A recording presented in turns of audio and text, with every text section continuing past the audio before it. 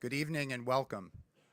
For those of you who don't know me, I'm Frank Aquila. I'm the chairman of the Board of Trustees, and I'm really delighted to see so many of you here.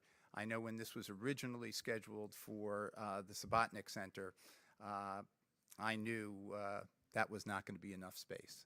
So I'm really happy to see everyone. I want to give a welcome to Kathleen and Brad Hoffman, Michael Simmons' parents, and his entire family that are here with us today. Also to Carol Berger, Carol Gerber, Josh Gerber, and his wife who are here as well. Uh, you know, having a named professorship is extraordinarily important. And it's not just important for the law school, it's not just important for the professor who happens to be in that position at that time, but it's important because it really represents something special. And I think in this case, it's doubly special.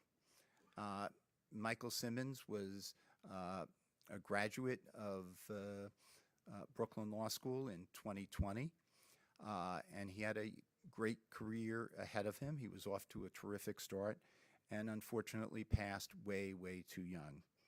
And I think we all owe um, really great thanks to Kathy and Brad for endowing this professorship so that not only will he be remembered, but that also Michael Gerber will be honored with him. As probably most of you know by now, Michael Gerber was Michael Simmons' mentor, or one of his mentors. And I think there's something particularly special about Michael Gerber. As I said, I knew that the Subotnick Center was not going to be a sufficient space. And the reason for that is when I talk to alums and talk to faculty members, talk to staff people, uh, everybody has their Michael Gerber story. And, uh, you know, it's not just about him being a fabulous professor, because he is. It's really the fact that he has extended himself so many times for all of his colleagues on the faculty, for the staff at the school, and most importantly, his students. And that's why, as I say, so many people revere him. And it is so great that he is going to be the first Michael Simmons and Michael Gerber professor, which is a professorship that is going to reside in individuals over the years who are known for their mentorship. That's extraordinarily important. And, you know, recently someone asked me to do something, and it was a pretty big ask, but I said, of course, I'll do it. And he said to me, Frank, your problem is you can't say no. And as many people in this room who know me will tell you, I know how to say no. And I do say no. But, you know, in reflecting on this evening and Michael Gerber, what I realized is that he is so special because he never can say no. And, you know, from a Brooklyn Law School perspective, you know, he's done everything we've asked him to do.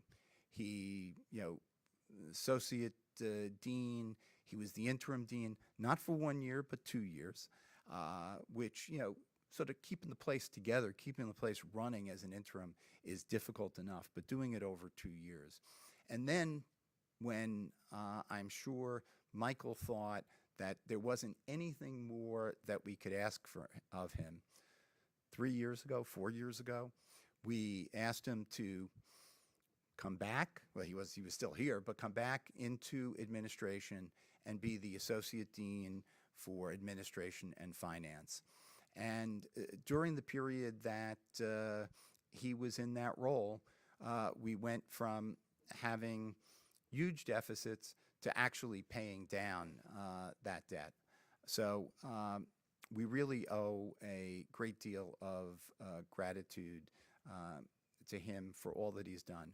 But I want to really thank all of you for being here tonight to honor Michael Simmons and to honor Michael Gerber. Thank you.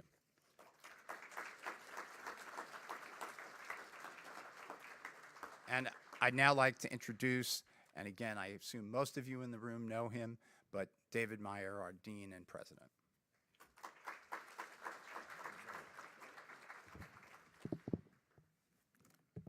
Well, good evening. It really is a wonderful occasion here. This is truly a very special occasion because tonight we gather to celebrate the bond between an extraordinary student, Michael Simmons of the class of 2020, and an extraordinary professor, of course, Professor Michael Gerber.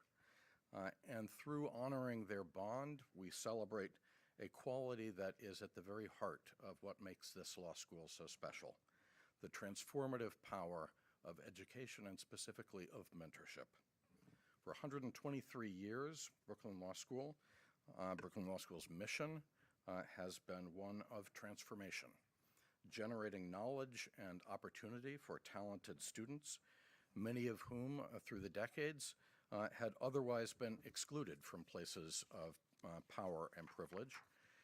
And by transforming them, we have empowered them to transform their own communities and the lives of the clients they serve.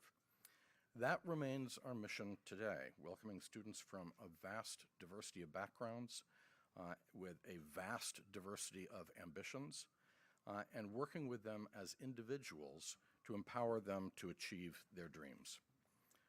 Michael Simmons was one such student, remarkable for his own particular talents and ambitions, but also representative of so many other talented Brooklyn Law students.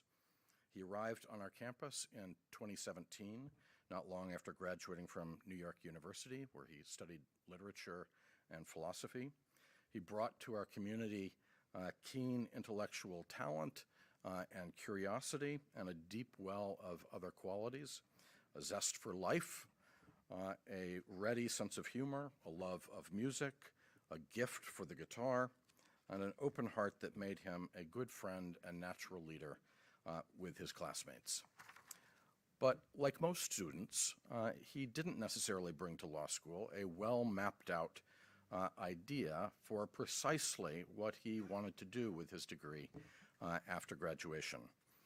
He took to law school right away and earned a spot on the Law Review, but it was really through exposure to the teaching and mentorship of Professor Michael Gerber that Michael Simmons discovered his true professional passion and what it was he was meant to do as a lawyer in service to others.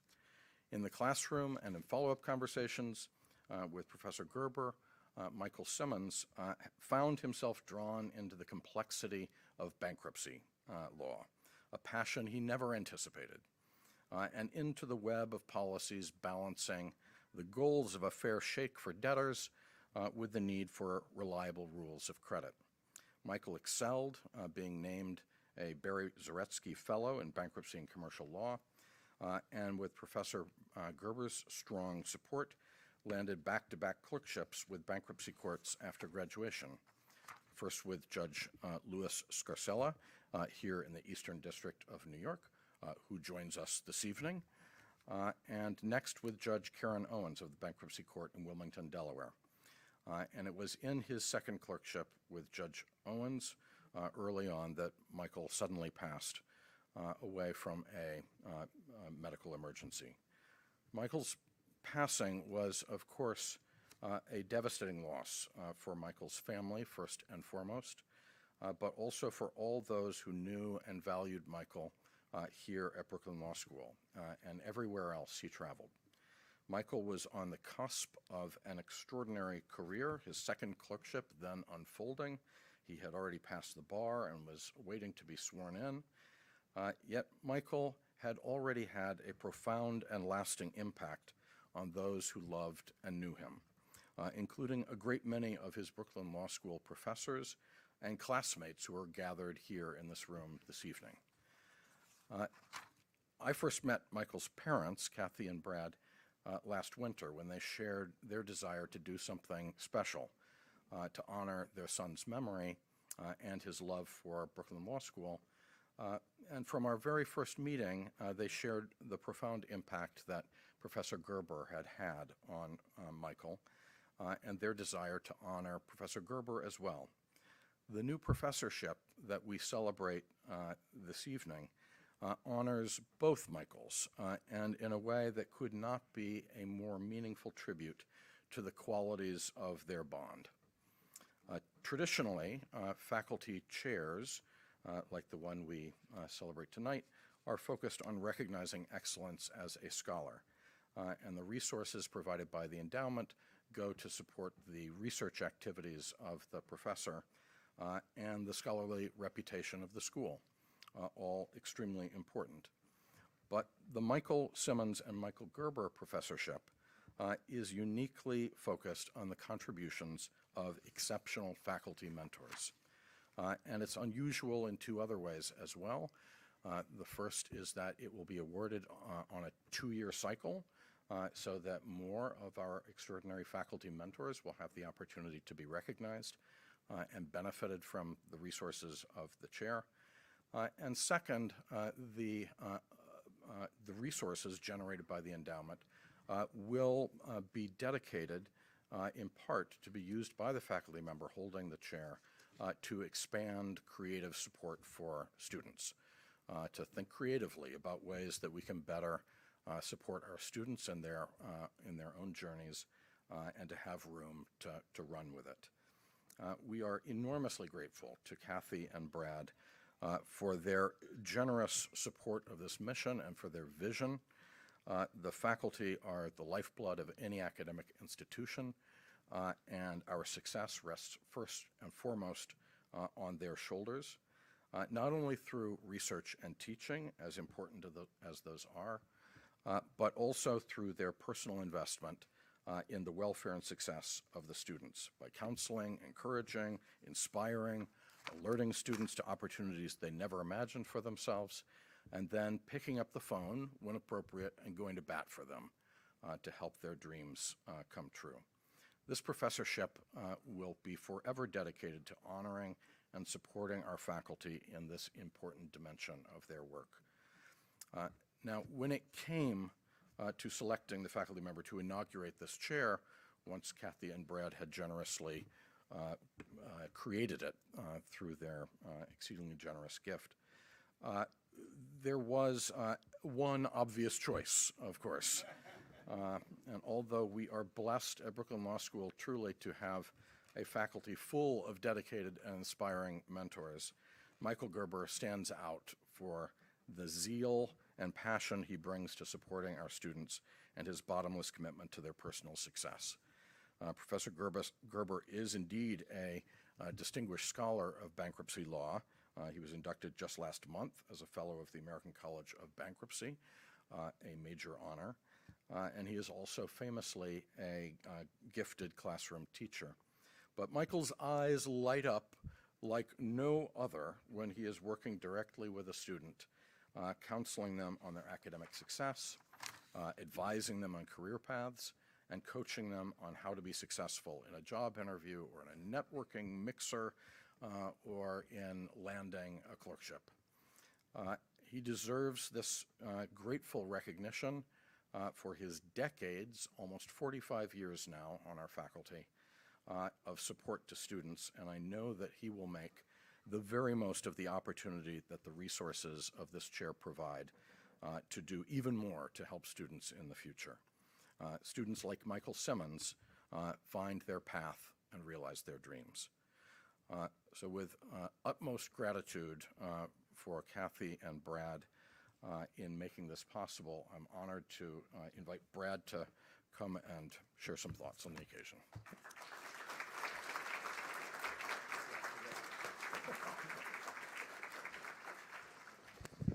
Wow.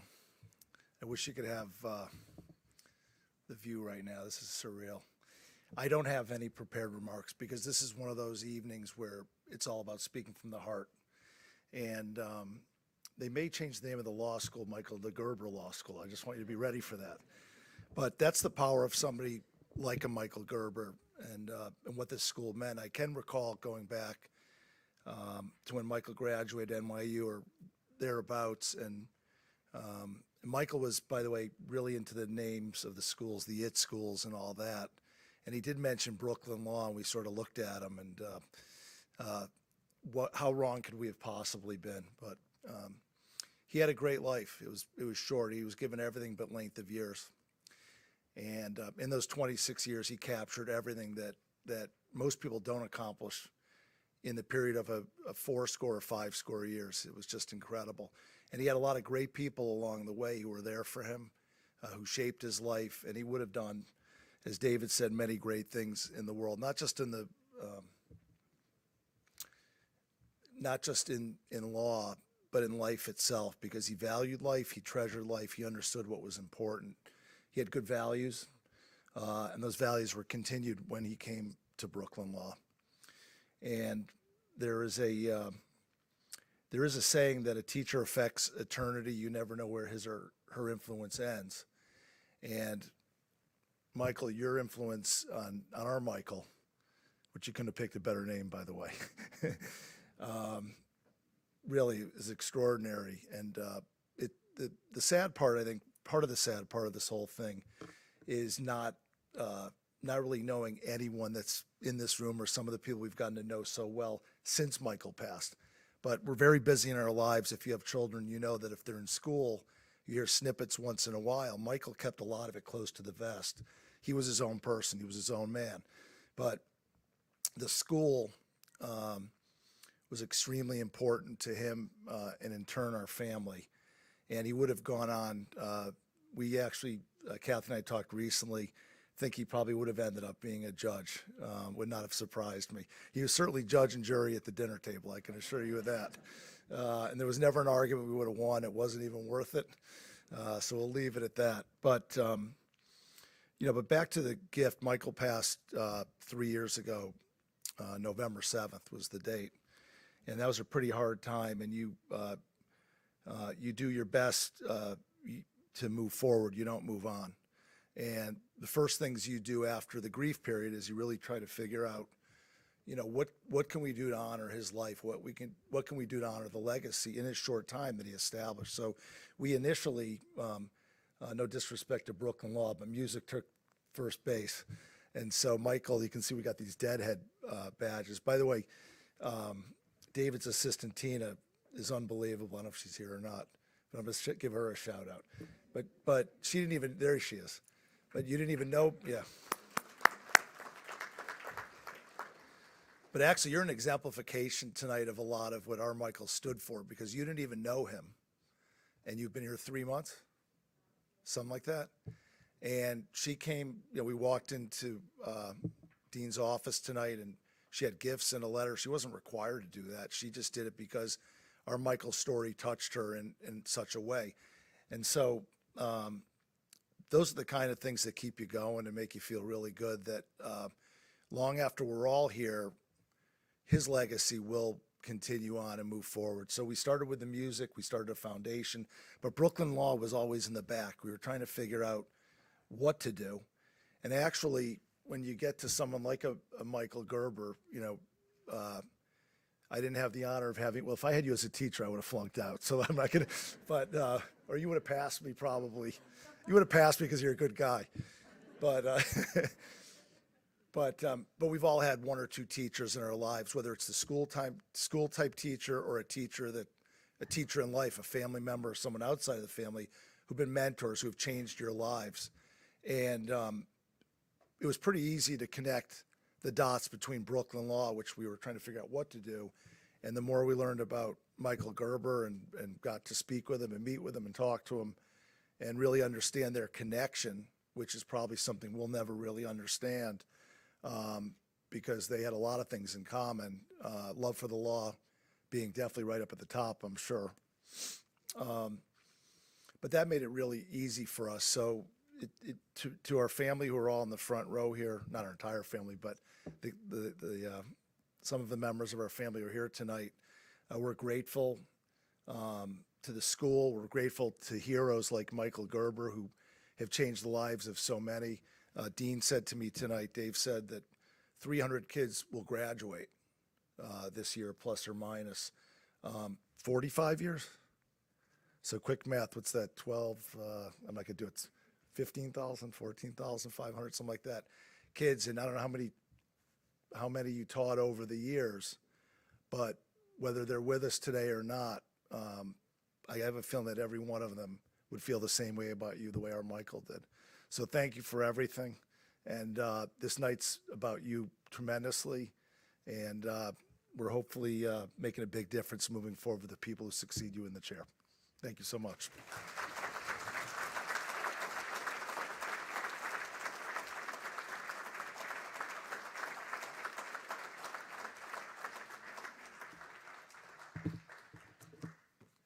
Now, thank you so much. That was incredibly moving and inspiring, and again, thank you for sharing this with our community.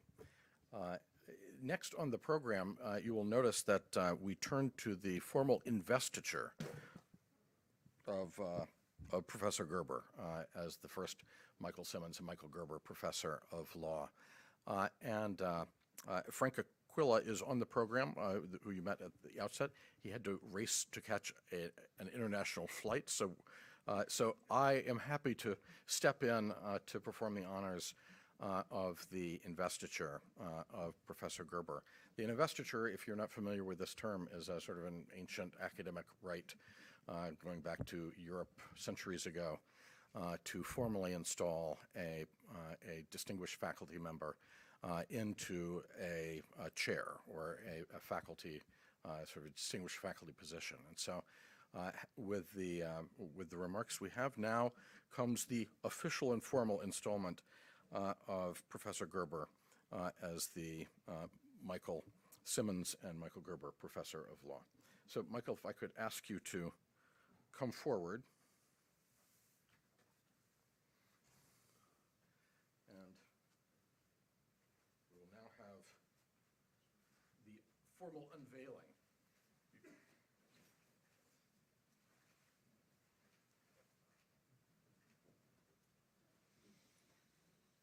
This recognizes Professor Gerber.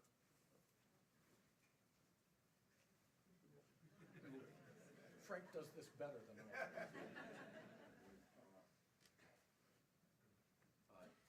It says Brooklyn Law School is proud to appoint Michael Gerber to the Michael Simmons and Michael Gerber Professorship. By this appointment, the recipient is honored for his renown as a scholar of bankruptcy law, his dedication as a classroom teacher, his service to the profession and to the law school, and above all, his exemplary commitment to mentoring and supporting students in their personal and professional development, enabling them to achieve their dreams and to advance the public good. So, Michael, I can't do the part where I say, or Frank would say, on behalf of the Board of Trustees, but there are a number of trustees here who perhaps we could get one to say it. Thank you. Thanks, Eileen. Has officially conferred the imprimatur.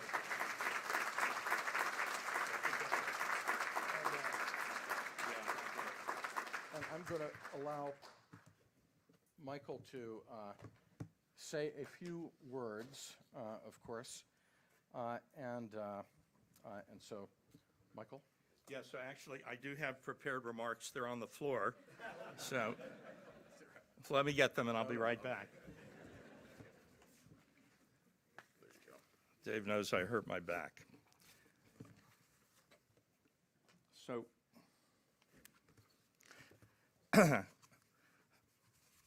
this is a faculty chair that seats two. And I'd like to tell you about the other occupant,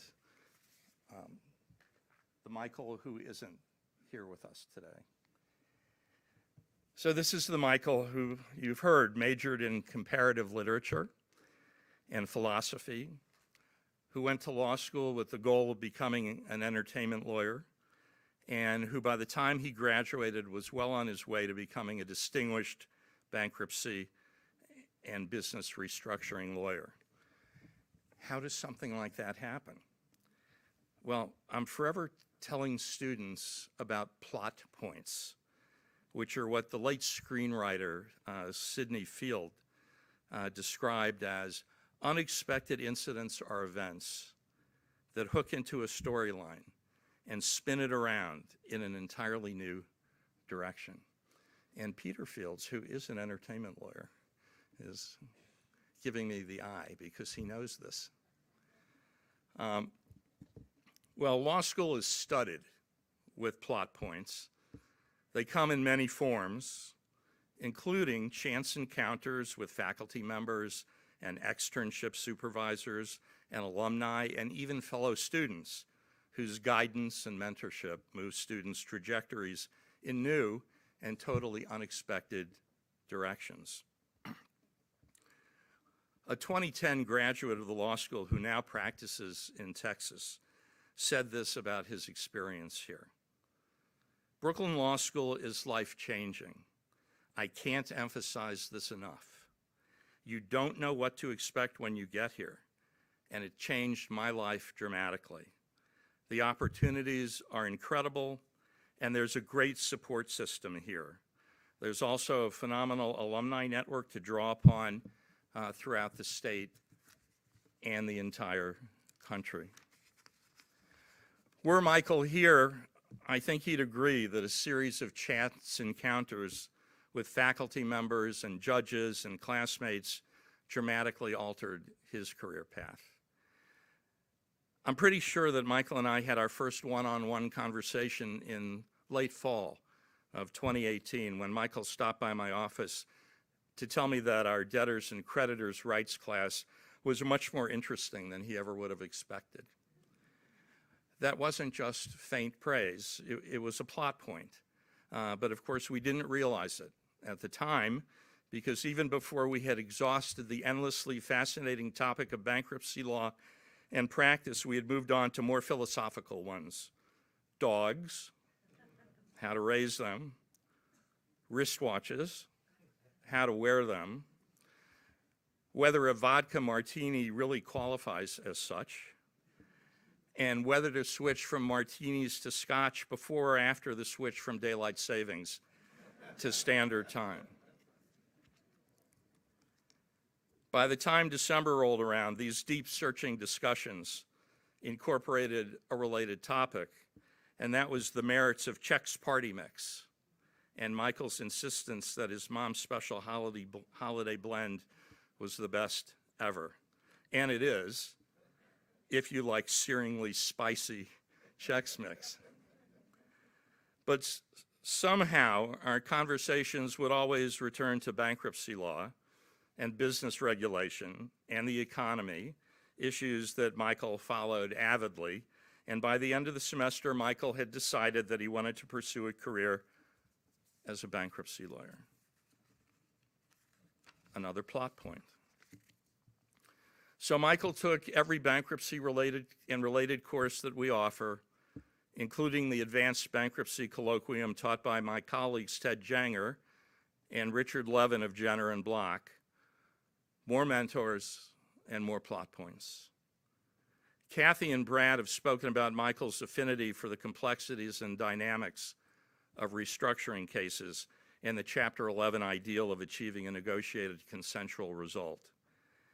Ted Janger made a similar observation. He told me that Michael's seminar thesis on the fiduciary duties of officers and directors of troubled companies provided a window into how Michael's mind worked.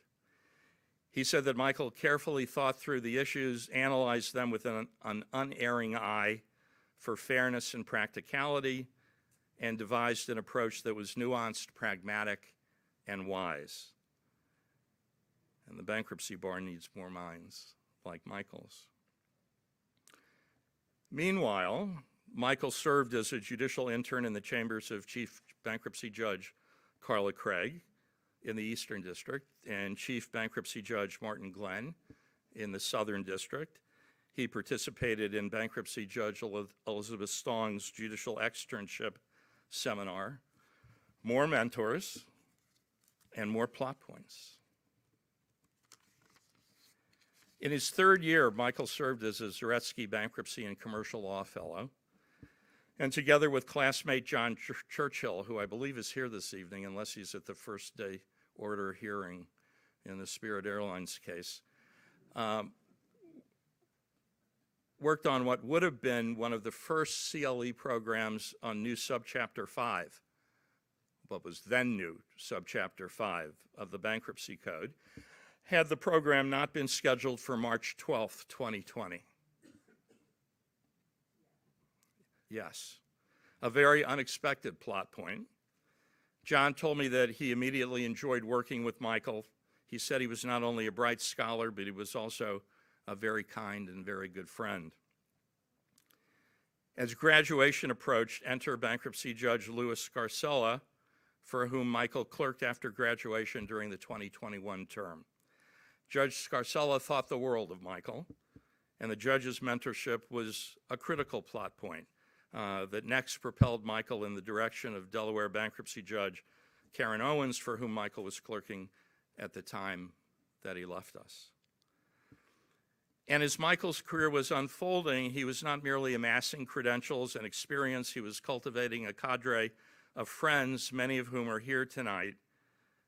And Michael himself had taken on a mentoring role, supervising chambers interns and dispensing bar prep tips to members of the class of 2021, like Michael Blackman, who told me that he appreciated Michael's kindness and support. And I know that if Michael were with us today as a fifth-year associate at a first-tier firm, he'd be doing what so many of all of you have been doing, which is helping us help our students to achieve their full potential. Because providing that kind of inspiration and support is an area in which Brooklyn Law School faculty and staff and alumni excel. Now, it's true that my faculty colleagues rank 29th in the nation among nearly 200 law schools for their scholarly productivity and impact. And it's true that they're hugely influential in national and international law reform efforts and professional societies. And it's true that their pro bono work has improved the lives of many clients. But the day-to-day impact that faculty members have on the professional lives of students is immediate, and it's immeasurable, and it's also very important, because it's one thing to lift students' aspirations, but to actually support those aspirations is something else entirely. So this evening, we're joined by several honored and honorable guests, all of whom have served as mentors to BLS students, graduates, and faculty members, including me. Chief District Judge Laura Taylor Swain, Chief Bankruptcy Judge Martin Glenn, District Judge Ramon Reyes, and Bankruptcy Judges Elizabeth Stong and James Peck, and of course, Judge Scarcella. And of course, BLS graduate, faculty member, trustee, and Court of International Trade Judge Claire Kelly. Really hit all of the bases. We're also joined by, well, this room seats 268. So we're joined by more than 200 BLS graduates who have been the beneficiaries and the benefactors of the BLS Alumni Network, and in many cases, both. Thank you for paying it every which way. Although I didn't go to BLS, each of the mentors who touched my career has a BLS connection. I'm speaking of Deans David Traeger and Joan Wexler, and also BLS graduates George Gallants, class of 1936, Bob Kaufman, class of 1957, and Fred is smiling, Bruce Fader, class of 74, who mentored me when I was a young associate. Bob and George would later serve as BLS trustees and once again boss me around. Several of my very own students, including trustees David Barse, class of 87, and John Oswald, class of 84, also became my bosses and mentors. And did I mention that, as I frequently remind my students, the word mentor is 2/3 of the word tormentor. Thank you to my colleagues and current students who are taking time away from writing or studying for exams to be here. We are on the eve of exams. Thank you to my law school friends and fellow first-year associates who are here, along with their life partners. As associates, we actually spent more time together than we did with our so-called life partners. And a special thank you to the two guests who I believe traveled the farthest geographically and temporally to be here. My research assistant, Bill Gardner, Brooklyn Law School class of 1997, who came from Milwaukee, and my bestie since middle school, Madeline Elkins, University City, Missouri High School class of 1968, who flew in from St. Louis this morning. Some of you have met my son Josh, class of 2013. Others of you only know him from law school hypotheticals. He's here tonight with his wife Jackie, and Jackie's dad Michael, yes, another Michael. Jackie's mom would be here, but she took a spill and broke her arm. Many of you know my wife Carol. But you may not know is that we were married the day after Thanksgiving of my first year of law school, which means three things.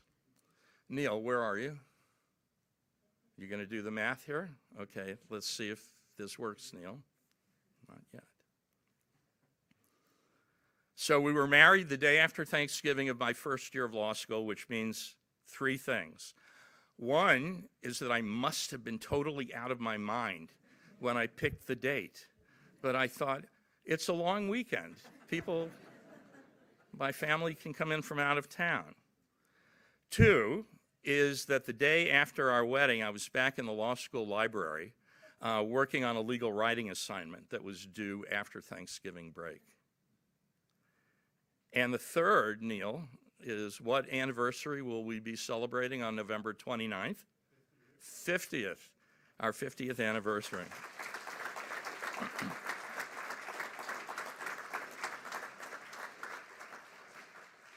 So please thank me, please join me, and you could thank me too, but enough of that.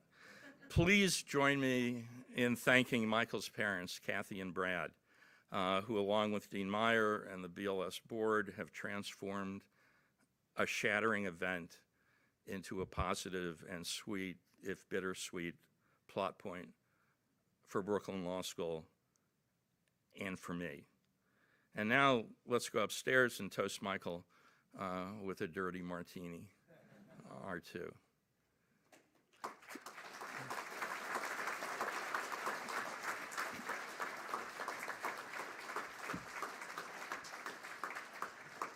Dave, can I tell the students to take the main elevators to 9 and walk the last flight? If that would give you pleasure. It would.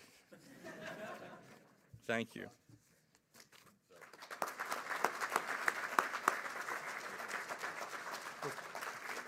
Thank you.